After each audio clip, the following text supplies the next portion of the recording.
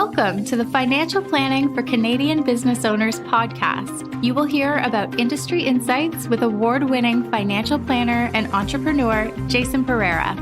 Through the interviews with different experts with their stories and advice, you will learn how you can navigate the challenges of being an entrepreneur, plan for success, and make the most of your business and life. And now, your host, Jason Pereira. Hello and welcome. Today on the show, I brought back my co-conspirator sometimes, Guy Anderson, to actually interview me this time. And we're going to have an open discussion about the 2021 federal budget and the impact specifically on business owners. And with that, here's my conversation with Guy. Guy, thanks for taking the time. More than happy to, Jason. So, Guy Anderson, you've been on the show before, but let's let you plug yourself quickly. Tell us a little bit about what it is you do. So I'm a portfolio manager with Align Capital Partners here in Toronto. I focus more on financial planning. And yeah, that's essentially it. Been in the business for a good dozen years or so. And just generally focus on helping people. Excellent. So to get started, this is basically the time of year where we pass go and the rules change on us, as I like to say. Essentially, I like to refer to taxation as a game of Monopoly where the rules change every time you pass go, which is essentially budget day. So we had our first budget in 2 years from this government, and it was a doozy in terms of size, over 720 some odd pages with more programs than I can even count. I think someone estimated over 200 different program announcements, many of them, quite honestly, minor. And quite frankly, this is an election budget. Let's be honest. They were clearly looking to, if you hear anything in the background, my son is doing gym for remote kindergarten. So there's that. So as I was saying, there's a little bit of something for everyone. We're not going to cover everything. We're going to cover the bigger initiatives specifically today and hone in on the ones that particularly impact business owners. So with that, Guy, let's get started. What are we tackling first? Yeah, so you're right, Jason. The budget was huge from a number of different standpoints. There's over $101 billion in funding initiatives announced in the budget. I think most of it we don't have, but continue. Right. And some analysts have suggested it's actually more than 140 billion over the course of the 5 or 6 years that some of the initiatives are scheduled for. So with that in mind, let's talk about some of the biggies. One of the big ones that the Liberals have been talking about for quite a while is a national daycare or national early child care program. What are your thoughts on that?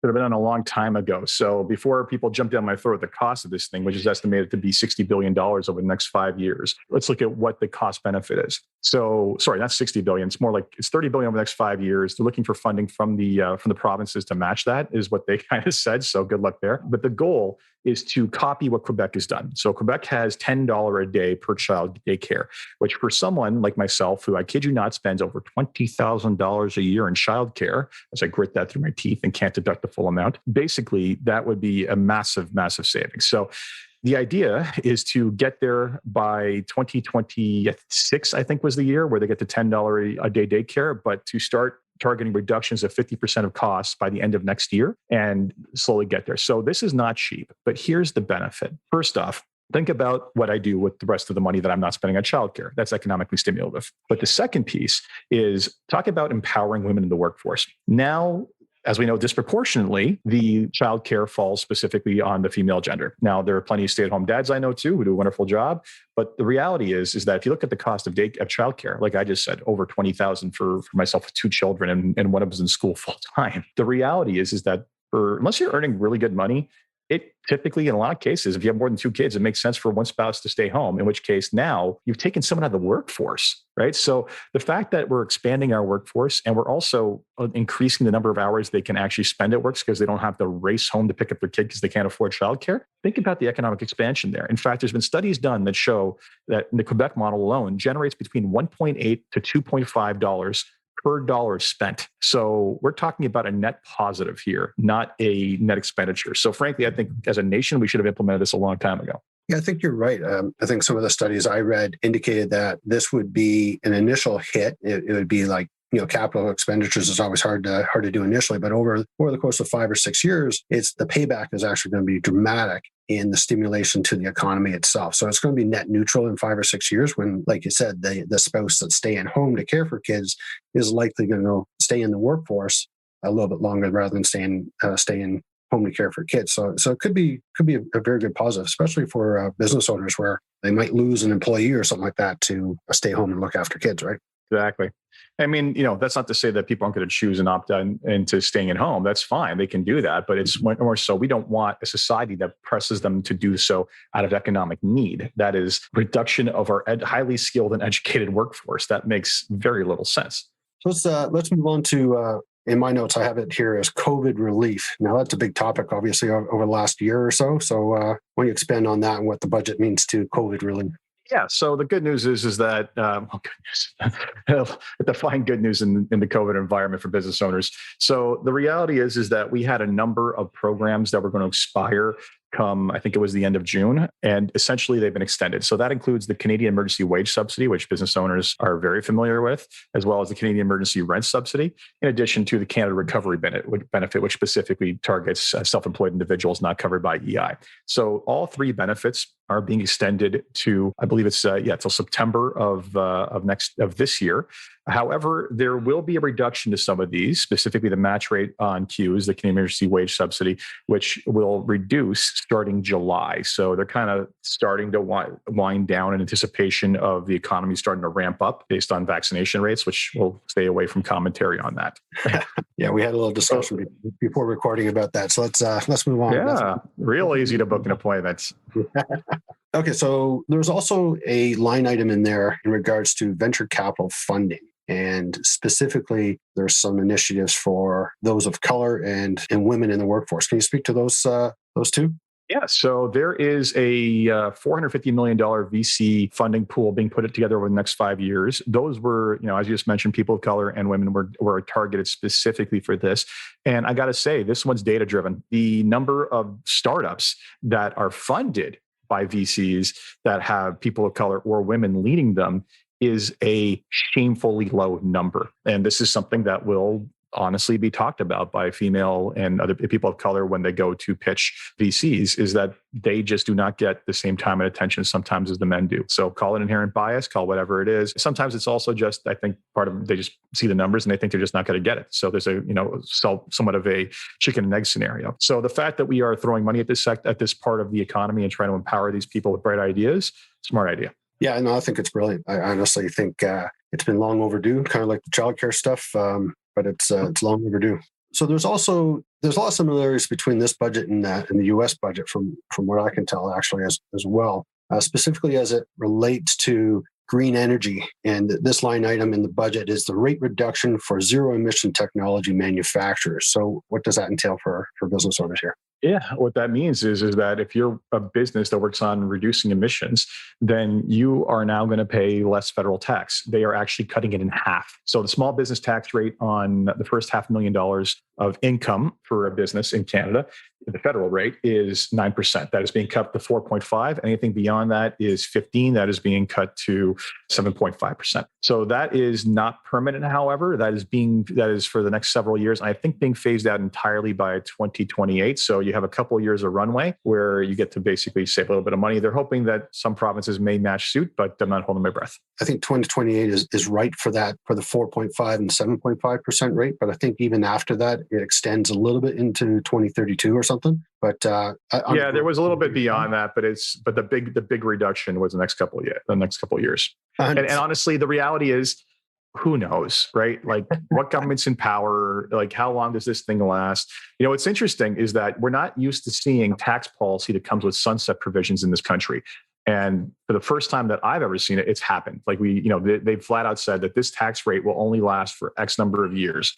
So it's very different. U.S. policy, for various reasons, have to come with sunset provisions. That's not common in Canada. Yeah, fair enough. Right. There's also some stuff in the budget regarding hiring programs, helping business owners hire employees. And while you're at that, maybe you can also speak to the minimum wage increase as well.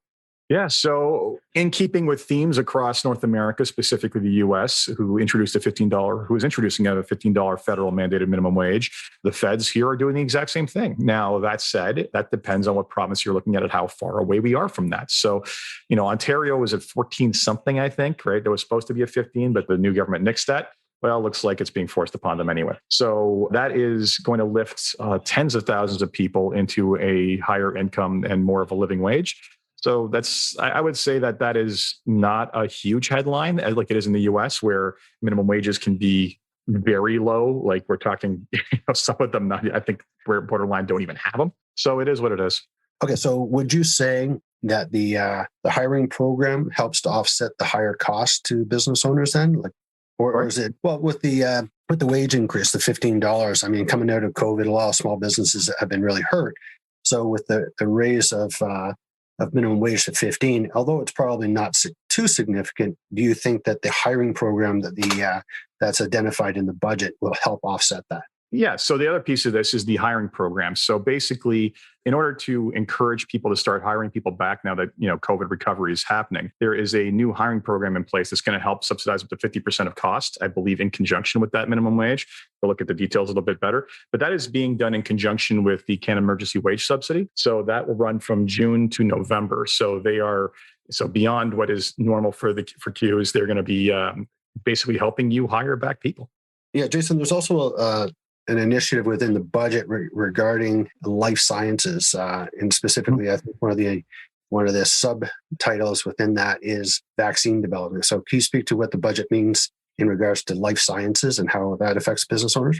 Yeah, so $916 million has been earmarked for the next 5 years for life sciences and biomanufacturing. So they're going to be funding research at post-secondary institutions, hospitals, and grants to support life sciences companies regarding stem cell and, big surprise, vaccine development. I think COVID exposed how much our pants were down on this one, and it looks like they're trying to pull them up. Very good. All right, so on to some of the more planning items, tax and old age security initiatives. So it was kind of surprising to me, at least, that they announced something to do with old age security, a bump up and an increase in old age security for those over 75. Can you speak to that? Yeah, seniors vote. What can I say? Yeah, so the bump up to seniors to old age security is a one-time bump up of $500 in June of 2022. And I think that's to reflect the fact that this is starting mid-year as opposed to fully at the beginning of the year. But the bump up going forward will be 10% more in OAS after age 75. So essentially from 65 or 70, depending on when you start at the 75, you get the normal one, and then a 10% bump up from there, which only makes planning a little bit more complicated, which should, interestingly enough, also result in a correspondingly higher OAS clawback threshold, whereby you give back everything, unless, of course, they adjust the clawback rate, which we've yet to see if they're going to do that. It's going to be interesting, but like you said, seniors vote, and it's pretty clear that that's the reason behind that one, I think. Yep. Anyway, so the budget itself, we talked about the size of it, $101 billion, $140 billion over time. There's very little that I saw in tax increases. In fact, there's a few things that I think you and I were both looking for, not anticipating for it, but luckily the capital gains tax rate wasn't increased. There wasn't a tax increase on the principal, or a tax introduction on the sale of your principal home, but there were some taxes introduced. So can you speak to some of the taxes, specifically around like luxury tax, digital tax, et cetera? Yeah. So let's face facts. No one looking to go into an election ever raises taxes. The reality is if this had been a majority government in its first or second year, then they would have totally slammed that down our throats. But instead, they're trying to play nice. They want to basically stay away from it. So there wasn't really a lot to talk about on the tax front. A lot of spending, not a lot of raising. The one, depending on what you consider amusing or not. So one of them is let's call it a 1% tax, where they went after luxury cars and boats, which I think is hilarious to target. But the way it works is any car over 100,000 or any boat over 250,000 is now going to be subject to a new tax as of January 1. So if you're looking to buy a car or boat, you might want to move fast, at least a luxury car or boat. And the way it works is any amount below that threshold. So if you buy 100,000, something over 100,000, the first 100,000 is going to have an additional tax of 10% in addition to any HST. And then anything over 100,000 will be 20% tax. And the 250, same thing, below and above and below. There are also new taxes, or what I like to refer to as the Google and Facebook tax, which is known as the digital services tax. So it is a 3% tax on revenues for companies that rely on digital services and content that are developed by Canadian users. This will only apply to companies whose revenues exceed $750 million or more. So it's clearly targeted at big tech, and not the first of these I've seen in the world. I believe France passed something similar, but there's a lot of, let's face it, these companies will move money around from country to country until it ends up in Ireland and pays nothing. I think there's a big push towards taxing revenue instead of income within a country, because that is a cleaner way of collecting it. So those are the two big tax notes, believe it or not, which I wouldn't say are that big. However, there is another one coming specifically on vaping products, which we have not discovered yet. So they've said they're going to do it. They just haven't said what it'll be. They're increasing the tax rate on cigarettes as well by $4 a carton, I understand. And like you said, the vape hasn't yet been disclosed. So what you're saying there, Jason, is I should ramp up my purchase of my plane before the beginning of the year then. Yeah. I think if this affected planes too. Then I think that's right. It was planes and boats over 250. My correction. Sorry, it's hard to keep track how many of those I have. I see a big boost for the resale market of luxury cars. I also see a bunch of cars that will be designed to be sold for $99,999. So we'll see how that goes.